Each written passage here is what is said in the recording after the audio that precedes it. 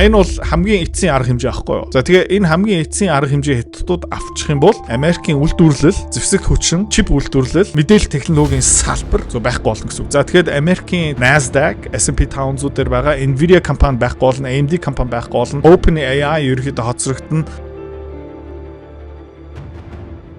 Ойролцоо жилийн өмнө би газрын хор элемент яриад эхэлсэн. Яг гэх юм бол тэр зах зээлийг хэн тэр чигтээ бацсан сууж байгаа юм бэ гэх юм бол хятадууд. За. Хятадууд арга хэмжээ авч байгаа. Энэ бол тэдний одоо хамгийн хүчтэй хөшүүрэг. Яг гэх юм бол тэр газрын хор элемент байхгүй юм бол за яа. Сорнс байхгүй. Компьютер чип байхгүй. Зэвсэгний үйлдвэрлэл байхгүй гэх мэтчлэн. За тэгээд ингээд чөлөө зах зээл ер нь бол маш оновчтой маш сайн. Тэ яг гэх юм бол нийлүүлэлт, эрэлтийг нийлүүлчихэд тэгээд үйлчлэгээ бүтээгдэхүүний үн тогтоодог. За гэхдээ та зүгээр нэг асуучих заяа. Үндэсний аюулгүй байдлыг одоо яаж үн дотор шингээх юм?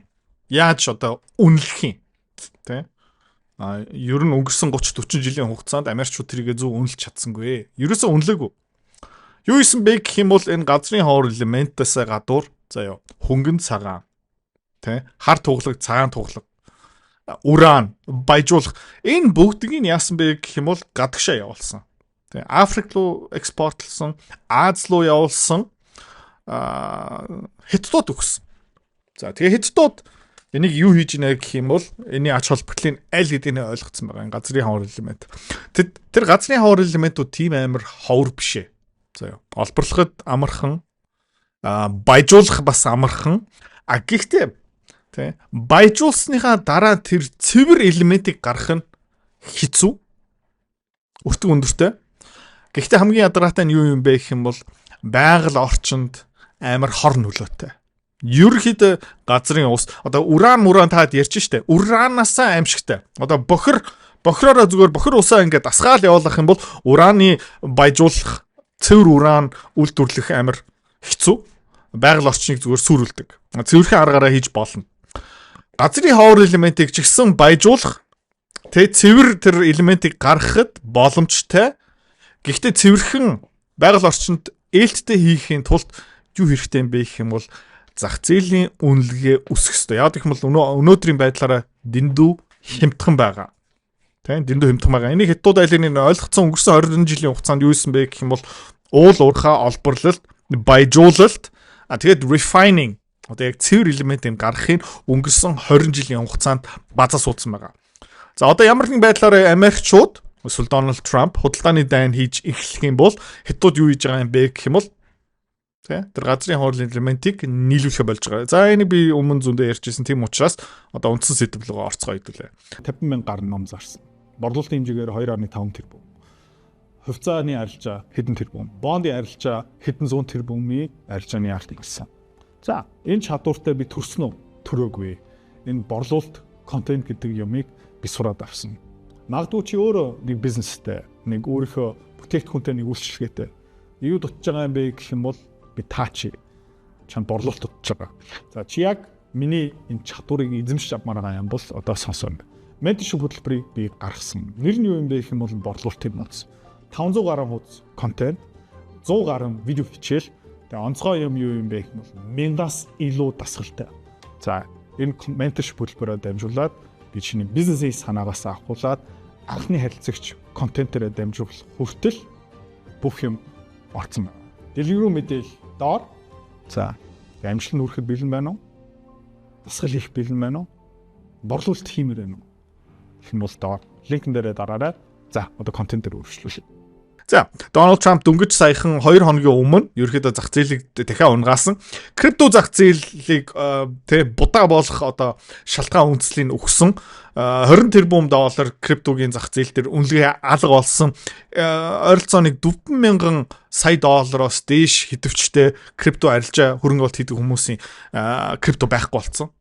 Тэгээд одоо энэ эргэн тойрон хүмүүс өөрийнхөө амиа хорлож байгаа. За гэхдээ Америкийн машины үйлдвэрлэл Tesla, Semiconductors, Nvidia, AMD одоо энэ утасны үйлдвэрлэл, технологи, зурагт зэвсэг хамгийн гол нь зэвсэг. Тэ? Энийг үйлдвэрлэхийн тулд Америкчуудад юу хэрэгтэй бэ гэх юм бол хугацаа хэрэгтэй. Яагаад гэх юм бол энэ бүгднийг одоо уул уурхай олборлолт, баяжуулалт, цэвэр бодисын гаргахын тулд хүмүүс юу ярьж байна гэх юм бол ойролцоо 5-аас 10 жил хэрэгтэй гэж байгаа. За яагаад тэгж байгаа юм бэ гэх юм бол Америкийн хуулийн орчин бас тохиромжгүй. Европын хуулийн орчин бас тохиромжгүй. Яагаад гэх юм бол тэд нар байгаль орчноо дэндүү одоо их хамгаалдаг. За тэгээ энэ газрын хуулийн элементийг гаргахын тулд юу хэрэгтэй юм бэ гэх юм бол те өөр хуулийн орчин хэрэгтэй. За тийм учраас Америкийн засгийн газар юу хийж байна гэх юм бол тэг зэвсэг төвчнгийн хуулийг ашиглаж байгаа. Military law ашиглаж байгаа. Тэгээ баяжуулалтын янз бүрийн процессуудыг тэ чөлөөт газар дээр ерөөсөө хийхгүй байгаа. Үйлчлэгээний зориулалттай газар дээр хийхгүй байгаа. Үйлдвэрлэл явах зориулалттай газар дээр хийхгүй байгаа.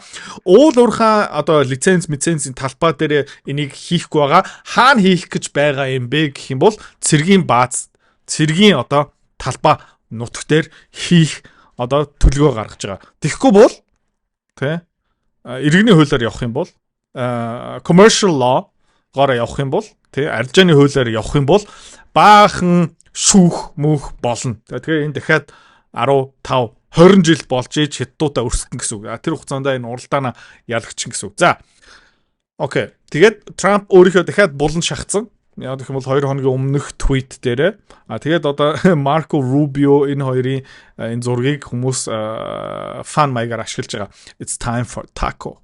Taco Trump буцаагаад эргээд ирэх ёстой. Taco Trump юу гэсэн үг юм бэ гэх юм бол Trump always chickens out. Өмнө бас энийг ярьж ирсэн. Ерөнхийдөө Дональд Трамп үргэлж эргүүлээ дахиад олчдөг. Одоо буугаад өчдөг. Тэ? Хударчдаг. За, тэгээ үнэн юм худлаа юм хэдүүлээ сонсцгоо. Have you canceled your meeting with President Xi and no, I haven't. 2 хоногийн өмнө Twitter-ээр би шийдэ олцохгүй, би шийдэ муудалцсан, би шийд гомдсон хэддүүдийн энэ хийж байгаа арга хэмжээ надаа ерөөсөө таалагдахгүй гих мэдчлэн твит гаргасан, зах зээлийг навс унгаасан. Тэгээ магадгүй Трампын гэр бүлийн гишүүн криптогийн зах зээл дээр шорт хийгээд цум авсан л та. Тэгээ одоо Трамп юу ярьж байна? So, but I don't know that we're going to have it, but I'm going to be there. Cancelсан байхгүй тэр уулзалт болох хэвээр газар би байж лээ. Би очно. Тэ? Би очно. Ирээсэ. So I would assume we might have it, but за магадгүй бид хоёр уулзах юм байна.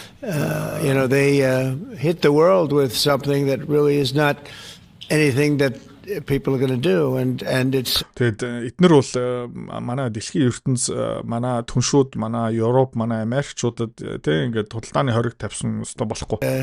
It was shocking, I can tell. Зөвхөн амжигтай юм болсон. Зүгээр хэлэхэд Америкчууд төрүүлээд тиймэрхүү хориг тавьсан шүү дээ. Huawei компани дээрээ тэгсэн. Huawei-ийн захирлын охиныг Канадад хорьсон, шүүх хурал болсон. Нэмээд AMD, Nvidia-гийн янз бүрийн чипуудыг хятадууд экспортлох хориг тавьсан гэх мэт. Howard and I and Todd we all Scott одоо жишээлбэл Xiaomi-гийн утас заяа Америкт байхгүй. Huawei-гийн утас Америкт байхгүй. Тэ? Америк юу хятадын автомашин тэ одоо тэр BYD гэх мэт шин Америкт бас байхгүй. Тэ энэ юу гэсэн үг юм бэ? Зах зээлээ хааж байгаа гэсэн үг шүү дээ. Тэ? Санкц тавьж байгаа, хориг тавьж байгаа гэсэн үг шүү дээ. Тэгээд Америкчууд ерөөдөө чөлөөтэй хориг тавьж болох юм байна. Хятадууд тийм арга хэмжээ авах юм бол өстой болохгүй. We're all speaking about it before. За тэгээд Twitter, Instagram, TikTok дүүрэн Трампыг жоохон хийсэн бичлүүд байна. Энэ бол миний хувьд бол хамгийн funny бичлэг байсан. За энэ харж байгаа юм бол нэг өндөг дахианаас юу гардаг юм бэ гэх юм бол өндөг гардаг. Тэгээд Taco Trump тэгээд Chicken Taco гаса юу гардаг юм бэ гэх юм бол бас өндөг гардаг. Тэгээ энэ ямар өндөг юм бэ гэх юм бол cancel tariff. Одоо тэр томоохон худалдааны хориг тариф буцаагаад цуцлах магадлал маш өндөртэй. За видеог сонсцгоо. Nobody lays eggs better than me. Надаас илүү өндөг гаргадаг хүн байхгүй. Lays eggs гэдэг чинь failed гэсэн үг за. Believe me, especially when it comes to canceling tariffs. За тэгээд надад итгэхээр хамгийн гол нь би хаана хамгийн том egg тавьдаг юм бэ? Хамгийн том өндөг гаргадаг юм бэ гэх юм бол энэ өмнө ярьжсэн тарифа буцаага цуцлах дээр би амар шилтгэн шүү. It will be the most beautiful canceled tariff you've ever seen. Та амьдралдаа харсан хамгийн гайхалтай канцелдсан тариф болно. Тэ амьдралдаа хамгийн сайхан ухралт надаас харж болно. call it eggnomics. You may not know that term. I actually just came up with it. За би энийг юу гэж нэрлэдэг юм бэ гэх юм бол өндөгний nomics, өндөгний эдийн засаг.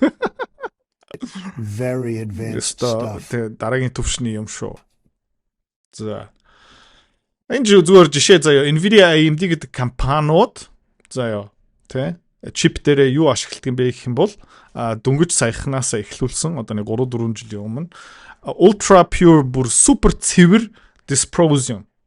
За энийг ерөөхдөө баяжуулах цэвэр dysprosium гаргахад амар хэцүү. Тэгээ энэ элементийг дэлхийд ганцхан нэг компани одоо гаргадаг. Wuxi Шанхайгийн дэргэд за дэлхийн бүх dysprosium гаргадаг. Энэ dysprosium гарахаа болчих юм бол заяа Nvidia-гийн чип байхгүй болчихно. Nvidia-гийн чип гарахаа болчих юм бол юу болох юм бэ гэх юм бол энэ химэл ухааны bubble байхгүй болчихно. Химэл ухааны bubble юм уу химэл ухааны зах зээл энэ data center Nvidia, AMD, Meta, Oracle, Project Stargate бүх юм байхгүй болчих юм бол Америкийн эдийн засгийн өсөлт нь бүр хасахтай гарчин заяа. За тэгээ энэ баяжуулах үйлдвэрийг хэн өдөртгөн бэ гэх юм бол Shanghai Resources. За тэгээ Shanghai Resources-ийн 86% ерөөдөө энэ Shanghai Resources компани хэн эзэмшдэг юм бэ гэх юм бол Хятадын газрын баялагын яам. Хятадууд бүр газрын баялагын яамтай. За тэгээ энэ Shanghai энэ баяжуулах үйлдвэрийг хинээс худалдаж авсан бэ гэх юм бол Канадуудаас худалдаж авсан. За тэгээ барууныхан ер нь бол тэ энэ арилжааны хуулиараа бүх юм хийж байгаа. Тэгээд үндсэн аюулгүй байдлыг ерөөсөй ойлгохгүй байна. Тэгээ энүүгээрээ дамжуулаад юу болж байгаа юм бэ гэх юм бол хятадууд газрын хавар элементийн зах зээлийг тэр чигтээ батсан сууж байгаа. Номер 2 Америк, дараа нь Австрал. Тэгээд би бас хэдэн Австрал буюу Америкийн газрын хавар элементийн компани руу ойл хэдийн хөрөнгө оолт хийгээд эхэлсэн. Жоохноор зарим нь 3 нуурсан, зарим нь 5 нуурсан, зарим нь 10 нуурсан. Тэ нэг 1000, 2000, 5000 доллар хийгээд тэд нэр айгүй хөөрхөн хэд нуурсан сууж байгаа. Яг гэх юм бол одоо дөнгөж тэр зах зээлийн үнэлгээ буруу юм байна гэсэн юм гарч байгаа. Тэгээд миний надлаа бас хэдэн хүмүүс чат бичсэн. Тэр American Antimony Corporation би бас энэ тухайн контент дээр ярьжсэн. Тийшээ нэг хүн $150 хийгээд одоо $1000 болсон гинэ. Тэгээ баяр хүргэе. Тэгээ магадгүй нэг Nvidia-гийн бүтээгдэхүүн худалдаж аваарай. За ингээд та харж байгаа бол уул уурхайн олборлолт дээр бол тэ мэдээж хятадууд номер 1, дараа нь Myanmar байна, дараа нь Америкчууд байна. Эний дараа нь бол Австрал. Тэгээ бусад дэлхий ойролцоо уул уурхайн олборлолт газраасаа гарах нь хятадууд ойролцоо дэлхийн зах зээлийн 60%. Гэхдээ тэ энэ refinery баяжуулах цэвэр элементийн гарах нь одоо 90% нь хятадууд, Малайз жоохон, тэгээ Америкчууд бүр жоохон. Тэ. За ягаад энэ Малайзлууд тэрийг явуулсан байгаа юм бэ гэх юм бол Малайз улс төр байгаль орчинд тийм ээлтэй хууль мойл ерөөсөй байхгүй. Тэгээд Америкчууд одоо юу яриад байна гэх юм бол тэ энэ хөдөр möдрөө зөөгөөд тэ байгаль орчноо сүрүүлэх боломжтой газар энийг баяжуулчвал яадаг юм бэ гэсэн одоо яриа явж байгаа. За тэгээд энд муу мэдээ дуусна уу гэх юм бол үгүй. Өөр янз бүрийн зэвсэг үндсэн аюулгүй байдал хэрэгтэй материал түүхийд хангамжийн сүлжээ ерөөхдөө асуудалд орж байгаа Accurate Energetic Systems (HEK) гэсэн компани. Тэгээ Америкт юу хийдэг юм бэ гэх юм бол TNT одоо тесрэх бодис динамит үйлдвэрлэдэг. Сүүлийн 3-4 жилийн хугацааны үйлдвэрлэл юунд ашиглагдаж байсан бэ гэх юм бол Украин руу нийлүүлдэг зэвсэг их бууны сум дотор энэ түүхийд нь ордог байсан. За энэ үйлдвэр дөнгөж сая яасан бэ гэх юм бол баггүй.